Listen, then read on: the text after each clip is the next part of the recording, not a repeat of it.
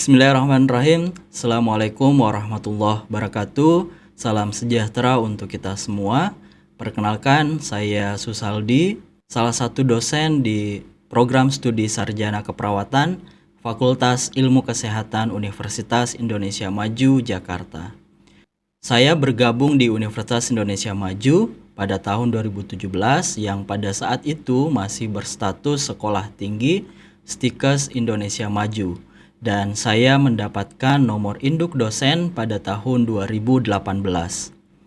Saya mulai mendapatkan pengalaman mengajar sejak tahun 2011 pada saat saya lulus dari Diploma 3 Keperawatan, yaitu sebagai instruktur laboratorium dan asisten dosen di Politeknik Kesehatan Kementerian Kesehatan Makassar.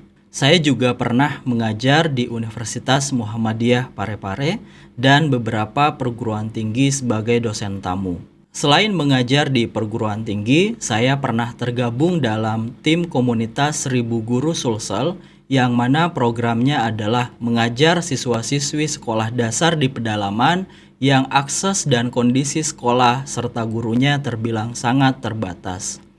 Dalam bidang penelitian, pengalaman kerja saya yang menunjang sebagai dosen, yaitu saya pernah tergabung dalam PT National Survey Research Indonesia sebagai enumerator atau surveyor perilaku kesehatan masyarakat di wilayah Sulawesi Selatan. Selain itu, pada saat menjalani pendidikan magister, saya dipercaya sebagai tim staff production dari Nusantara Medical Science Journal, salah satu jurnal di Fakultas Kedokteran Universitas Hasanuddin. Bidang ilmu yang saya tekuni yaitu keperawatan komplementer. Dan pada saat saya tesis, saya meneliti tentang efektivitas sediaan ekstrak Allium sativum atau ekstrak bawang putih yang dibandingkan dengan oksitetrasiklin terhadap penyembuhan luka pada tikus Wistar melalui penilaian makrofag dan limfosit pada jaringan. Pengembangan bahan alam ini juga relate dengan keunggulan pada program studi S1 Keperawatan Fakultas Ilmu Kesehatan UIMA sebagai home base saya, di mana keunggulan pada program studi ini yaitu menghasilkan lulusan perawat yang berdaya saing dengan kemampuan dan kompetensi di bidang keperawatan komplementer. Untuk menunjang hal itu, saya juga tergabung sebagai pengurus pada organisasi profesi Himpunan Perawat Holistik Indonesia sebagai penunjang Tridharma. Baiklah, pada kesempatan kali ini saya akan mendemonstrasikan pengajaran yang saya lakukan di kelas sebagai salah satu pemenuhan PDD UKT-PT pada bidang pengajaran dalam rangka sertifikasi dosen tahun 2023. Mata kuliah yang akan saya bawakan adalah keperawatan komplementer herbal. Mata kuliah ini memiliki bobot sebanyak 2 SKS dan mata kuliah ini merupakan mata kuliah penciri program studi dan merupakan mata kuliah keahlian yang menguraikan tentang konsep keperawatan komplementer herbal, fitofarmaka dan obat-obat tradisional, serta pemanfaatan tanaman obat atau herbal asli Indonesia. Setelah mengikuti mata kuliah ini, mahasiswa diharapkan mampu mengetahui dan mengerti tentang aplikasi terapi komplementer herbal dalam pelaksanaan asuhan keperawatan yang dapat diaplikasikan dalam keperawatan di komunitas dan pelayanan kesehatan sesuai dengan kondisi keperawatan di Indonesia. Materi yang akan didapatkan yaitu konsep dasar terapi komplementer herbal, obat tradisional dan fitofarmaka, obat bahan alam dan obat sintetik, cara penyiapan simplisia untuk sediaan obat bahan alam, ketotoksikan tumbuhan obat dan interaksi obat herbal dan konvensional, ekstrak, tinctura, infusa, aqua aromatica, sirup, olea finguia, olea volatilia, dan terapi jus. Selain itu, mahasiswa juga akan mendapatkan materi terkait dengan efek farmakologis bagian tanaman obat, serta asuhan keperawatan pada klien dengan penyakit tidak menular dan penyakit menular. Materi ini tentu akan ditinjau dan diupdate setiap tahun sesuai dengan hasil riset dan temuan yang terbaru. Sumber referensi yang saya gunakan tidak hanya terbatas pada buku referensi, namun juga saya mengajak mahasiswa untuk memahami evidence-based practice of nursing, yaitu pendekatan intervensi keperawatan yang mengacu pada bukti ilmiah yang ada, pengalaman klinis maupun preferensi pasien. Model yang saya terapkan pada saat melakukan pembelajaran di kelas yaitu dengan model DIA atau Delivery, Interaction, and Assessment.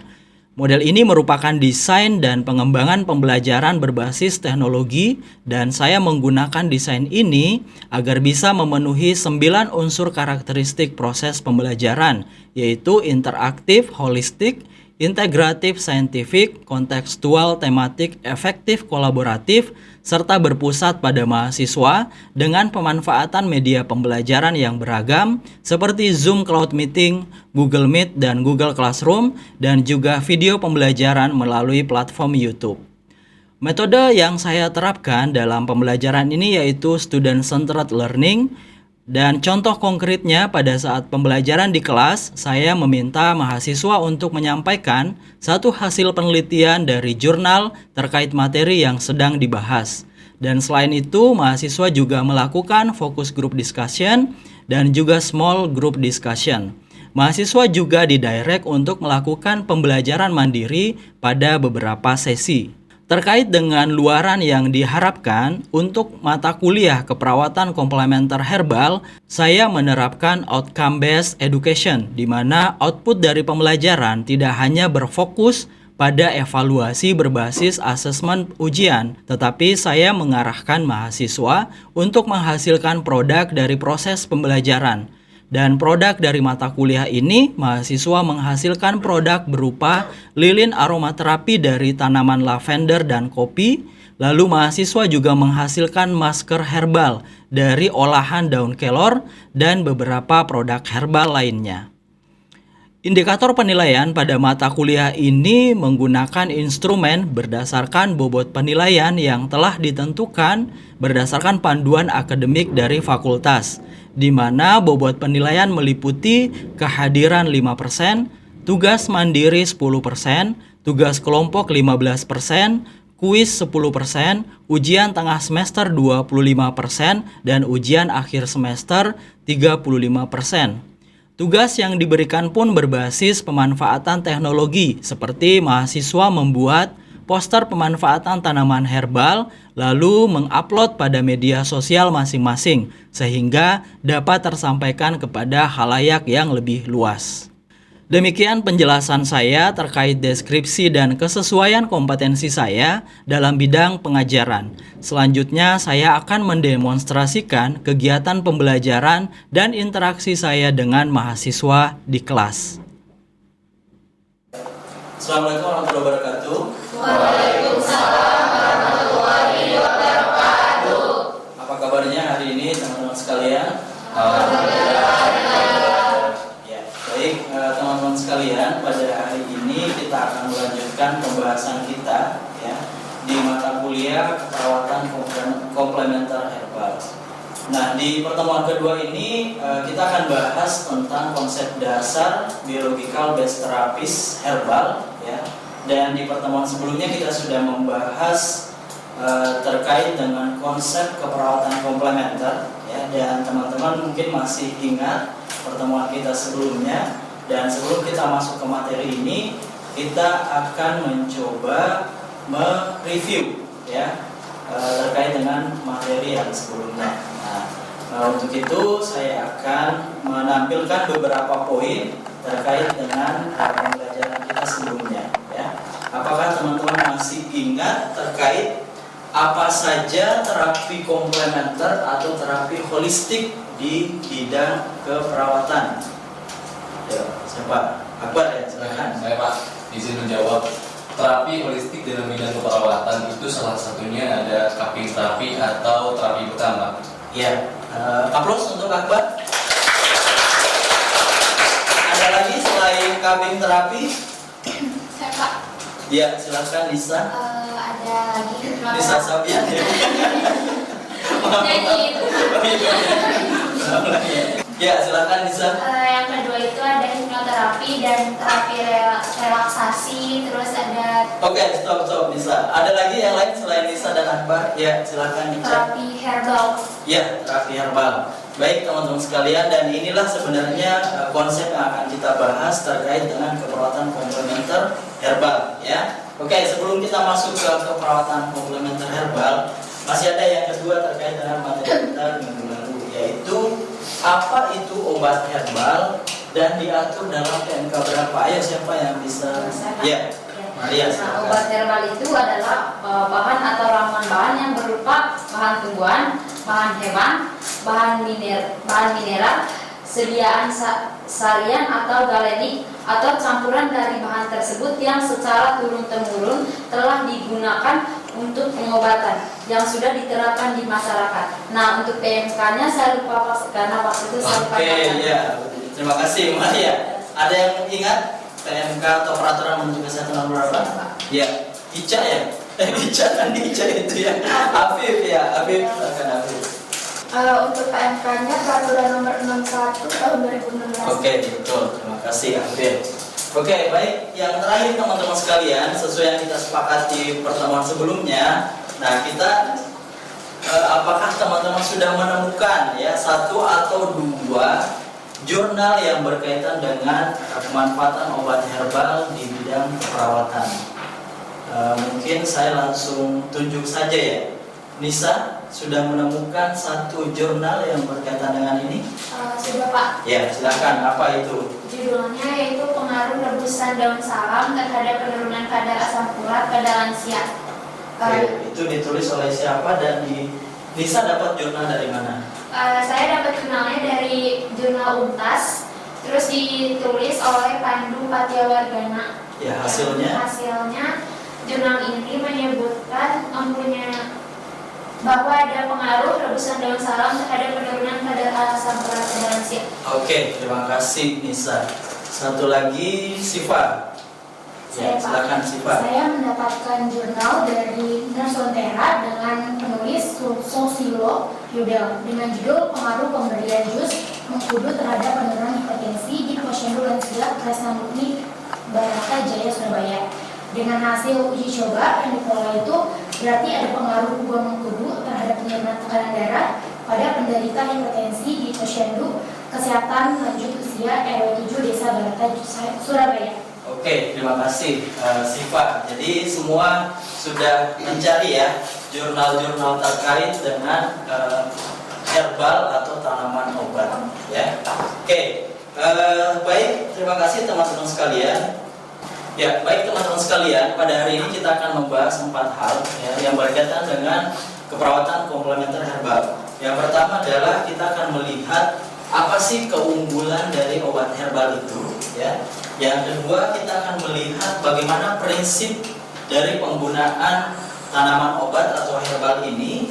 Kemudian yang ketiga, kita akan lihat seperti apa reaksi inti dari pengobatan herbal ya. Dan yang terakhir adalah kita akan melihat contoh pelaksanaan terapi herbal pada penyakit ya, baik itu penyakit menular maupun penyakit tidak menular ya. Baik, yang pertama kita bahas terkait dengan keunggulan obat atau tanaman herbal. Kenapa sih kita pakai tanaman obat atau tanaman herbal gitu ya. Nah, sebelum saya memperlihatkan poin-poinnya, ada yang bisa enggak? Atau mungkin pernah membaca terkait dengan keunggulan dari tanaman herbal ini, apa sehingga bisa menjadi salah satu pilihan atau alternatif dalam pengobatan. Ada yang ingin memberikan tanggapannya atau memberikan argumentasi terkait dengan keunggulan dari tanaman herbal. Oke, Ferdi. Itu mudah didapatkan atau mudah dicari. Oke, ya, jadi karena kita berada di wilayah Indonesia yang memang notabene terdapat banyak sekali tanaman ya, sehingga tanaman-tanaman herbal ini sangat mudah untuk kita dapatkan ya. Terima kasih untuk Ferdi. Oke, kita lihat teman-teman ya. Yang pertama adalah keunggulannya karena diproses dari bahan yang alami ya. Diproses dari bahan yang alami, sehingga ketika diproses dari bahan yang alami tentu ini memberikan efek atau minim efek samping. Jadi efek sampingnya itu sangat minim karena emang diproses dari bahan yang alami. Selain itu, ya, keunggulannya adalah tidak menimbulkan efek ketergantungan atau efek adiktif, ya. Berbeda dengan obat-obat konvensional pada umumnya, tanaman herbal ini cenderung tidak menimbulkan efek ketergantungan, ya, karena memang diolah dari bahan yang alami. Lalu yang tidak kalah pentingnya adalah terjangkau. Kita bisa dapat di mana-mana. Yang penting kita tahu cara pengolahannya seperti apa, ya, fungsinya atau manfaatnya untuk apa, ya. Itu kita bisa manfaatkan tanaman-tanaman herbal atau obat yang ada di sekitar kita, atau kita juga bisa menanamnya sendiri di lingkungan tempat tinggal kita, ya. Lalu yang berikutnya adalah mudah dalam penyajian, ya. Nah, termasuk dalam mata kuliah ini juga nanti kita akan belajar bagaimana menyajikan, ya, atau menyiapkan tanaman-tanaman ini dalam sediaan sehingga bisa dikonsumsi, sehingga bisa diterapkan untuk mengobati penyakit tertentu, ya. Dan yang terakhir adalah memiliki khasiat multifungsi. Nah, ini luar biasanya atau salah satu keunggulan dari tanaman herbal karena dia bisa memiliki khasiat yang multifungsi. Contoh tadi yang disebutkan oleh Siva, menemukan satu penelitian dari jurnal keperawatan Lentera yang mengatakan bahwasanya mengkudu itu bisa berkhasiat untuk menurunkan hipertensi atau tekanan darah. Nah, sementara di jurnal lain yang pernah saya baca, mengkudu itu tidak hanya pada penurunan tekanan darah, termasuk juga mengkudu itu memiliki fungsi untuk menurunkan kadar gula darah, ya, atau hiperglikemi, sehingga ini juga sangat cocok untuk pasien-pasien yang mengalami diabetes mellitus. Dan kebetulan ini akan kita bahas di materi ini, ya. Oke, selanjutnya teman-teman sekalian, prinsip pengobatan herbal, ya. Yang pertama, diakui adanya kepedulian yang tinggi terhadap sifat unik dari setiap individu. Jadi kenapa obat herbal ini perlu untuk dikembangkan? Karena secara karakteristik dari setiap individu kita memiliki banyak sekali faktor-faktor yang bisa menimbulkan penyakit dengan berbagai macam-macam penyakit. Maka obat herbal ini dianggap, ya, dengan berbagai kadar dan khasiatnya itu bisa menetralkan atau bisa menyeimbangkan antara kebutuhan dari setiap individu, ya. Karena tadi efek sampingnya yang minim. Kalau obat kimia itu sangat ketat dalam proses atau dalam tahap dosisnya, ya. Karena contoh misalkan orang yang hipertensi itu tidak boleh mengkonsumsi obat A. Orang yang misalkan mengalami hipoglikemi itu tidak bisa mengkonsumsi jenis-jenis obat tertentu. Tapi kalau obat herbal itu dikesampingkan karena minimnya efek samping dari obat herbal tersebut, ya.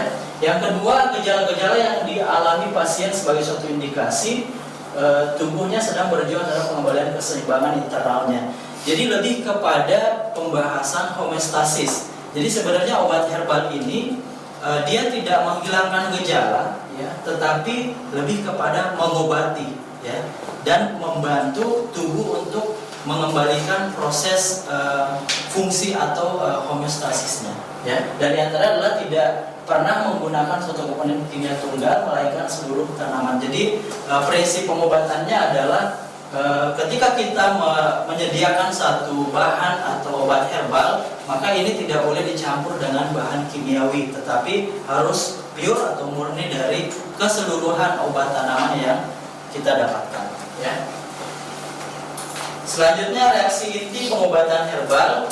Oke, baik teman-teman sekalian, kita masuk ke pembahasan berikutnya adalah contoh penata laksanaan terapi herbal, ya, dalam penyakit. Nah, di sini kita akan coba angkat pengobatan herbal bagi penderita diabetes mellitus. Tapi sebelum kita lihat tanaman herbal apa yang cocok untuk penderita diabetes, saya mau tanya dulu nih, apa itu penyakit diabetes mellitus? Ada yang bisa membantu? Ya, silakan Dina. Apa itu penyakit diabetes? Penyakit gula, Pak. Iya, penyakit gula. Maksudnya gulanya kenapa nih gulanya? Jadi itu kadar glukosa di dalam darahnya meningkat, Pak. Oke, ya makasih ya Dina ya. Jadi diabetes mellitus itu adalah penyakit di mana kadar glukosa di dalam pembuluh darah kita meningkat atau dikenal dengan istilah hiperglikemi, ya hiperglikemi. Nah ini kita lihat pengertiannya secara teori, ya. Hiperglikemi atau peningkatan glukosa darah yang diakibatkan karena kekurangan insulin atau terjadi retensi terhadap insulin. Ya, sebenarnya dalam teori ya diabetes mellitus itu dibagi menjadi 3. Ada diabetes mellitus tipe 1, yang mana diabetes mellitus tipe 1 ini biasanya diakibatkan oleh faktor genetik, ya, dan juga faktor imunologi. Ya. Yang kedua adalah diabetes tipe 2, biasanya disebabkan oleh lifestyle seperti obesitas, ya, suka makan junk food, merokok dan sebagainya, ya. Serta bisa juga disebabkan oleh faktor usia, karena usianya yang semakin bertambah maka bisa mengakibatkan resistensi terhadap insulin. Dan yang ketiga adalah diabetes gestasional atau diabetes yang terjadi pada saat ibu-ibu sedang hamil, ya, karena terjadi perubahan hormonal pada saat kehamilan, ya, sehingga bisa mengakibatkan yang namanya diabetes gestasional, ya. Penata laksanaan diabetes ini sebenarnya dibagi menjadi 5, ya. Yang pertama dengan diet, ya, kemudian latihan fisik supaya meningkatkan metabolisme dalam tubuh sehingga kadar glukosa dalam darah itu bisa menurun. Kemudian ada monitoring atau pemantauan, harus rutin melakukan pemantauan terhadap gula darah, baik itu gula darah GDS, ya, gula darah puasa, ya, dan juga bisa menggunakan pemantauan atau monitoring HbA1c, ya, yang bisa melihat rata-rata rata-rata kadar gula darahnya selama 3 bulan, ya. Kemudian bisa dengan pendidikan kesehatan supaya penderita diabetes ini tahu, ya, apa saja faktor-faktor predisposisi yang bisa mengakibatkan dia diabetes, ya. Dan yang terakhir adalah terapi baik dengan farmakologi maupun non farmakologi. Kita akan fokus pada non farmakologi atau herbal. Di sini saya mencontohkan 2 tanaman, ya, yaitu tanaman daun belimbing dan juga mengkudu, ya. Yang mengkudu yang mana nih? Oke. Nah, ini pengobatan untuk mengkudu, ya. Mengkudu itu bisa dibuat jus, ya. Tapi kalau langsung dibuat jus rasanya pasti pahit, ya. Jadi bisa dicampur dengan madu, ya. Kemudian ini bisa dilakukan 2-3 kali sehari setelah makan. Ini dipercaya bisa menurunkan kadar glukosa darah, ya. Ini juga bisa digunakan daunnya, ya, dikukus daun mudanya dan dimakan sebagai alam, ya. Lalu untuk daun belimbing ulu ini kita gunakan ekstraksi, ya. Ekstraksinya langkah-langkahnya seperti ini, ya, menggunakan bahan etanol sampai kemudian dievaporasi, ya, sehingga menghasilkan ekstraksi. Ekstraksi ini bisa dicampur dengan bahan makanan atau bisa diseduh menjadi sediaan rebusan, ya. Oke, baik teman-teman sekalian, di sesi akhir kita akan recap materi yang telah kita dapatkan pada hari ini. Ada yang bisa membantu saya apa saja yang sudah kita dapatkan pada hari ini? Ya, silakan Alia. Jadi yang pertama ada keunggulan dari tanaman herbal, yang kedua ada prinsip pengobatan dari tanaman herbal, terus ada reaksi inti dari tanaman herbal dan penata laksanaan terapi herbal pada penyakit diabetes mellitus. Oke, terima kasih Alia. Oke, baik teman-teman sekalian, sebelum kita tutup materi pada hari ini, mungkin di antara kalian ada yang ingin ditanyakan? Silakan. Ya, Pak. Ya, silakan Lingga. Saya ingin bertanya, Pak, apakah yang terkandung di dalam buah mengkudu tadi dan daun belimbing sehingga dapat menyembuhkan diabetes mellitus? Oke, baik, terima kasih Lingga. Jadi teman-teman sekalian, perlu kita ketahui di dalam buah mengkudu dan juga daun belimbing itu terdapat zat yang disebut dengan zat flavonoid. Nah, flavonoid ini sangat berperan aktif untuk menurunkan glukosa darah, ya, karena dengan karena kandungan flavonoid ini ya bisa mencegah penyerapan karbohidrat ya, sehingga glukosa di dalam darah itu tidak meningkat ya. Jadi saat ini yang terdapat di dalam buah mengkudu dan daun belimbing bulu itu ya, seperti itu ya Linggar ya, bisa diterima ya. Oke, baik teman-teman sekalian, untuk next session ya, di sesi berikutnya kita akan masuk ke materi proses pembuatan sediaan herbal. Jadi teman-teman nanti akan belajar tentang ekstraksi, infusa dan instan, itu gimana cara membuatnya ya. Dan harapan saya sama dengan pertemuan kita sebelumnya, teman-teman menyiapkan 1 atau 2 jurnal ya yang kalian baca, baik itu dari Google Scholar, dari PubMed atau dari indeksasi yang lain yang berkaitan dengan ekstraksi atau manfaat atau efektivitas dari ekstraksi tanaman herbal. Oke, bisa dipahami? Ya, nanti pekan depan kita diskusi lagi, dan saya kira ini yang bisa saya sampaikan. Terima kasih. Assalamualaikum warahmatullahi wabarakatuh. Waalaikumsalam warahmatullahi wabarakatuh. Itulah tadi demonstrasi kegiatan saya di kelas dengan menerapkan beberapa metode dalam pembelajaran. Semoga dapat menjadi gambaran penilaian dalam PDD UKT-PT Cerdos Smart pada periode kedua tahun 2023. Kurang lebihnya mohon maaf dan terima kasih. Salam sehat untuk kita semua. Wassalamualaikum warahmatullahi wabarakatuh.